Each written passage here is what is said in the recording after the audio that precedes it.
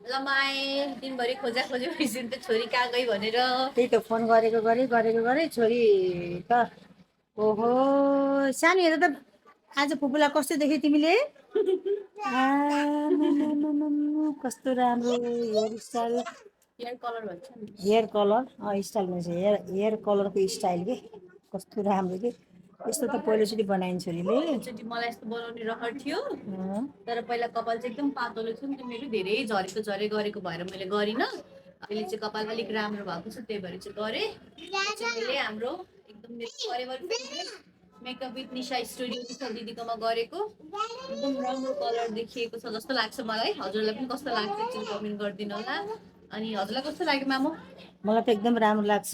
अब निशाकोमा गरेको हरेक भनौँ न उहाँले गर्नुभएको सेवा होइन एकदम राम्रो हुन्छ मेहनती हुनुहुन्छ। तिम्रो त अब फेभरेट भइहाल्यो मेरो पनि फेभरेट भइसक्नु भएको छ है।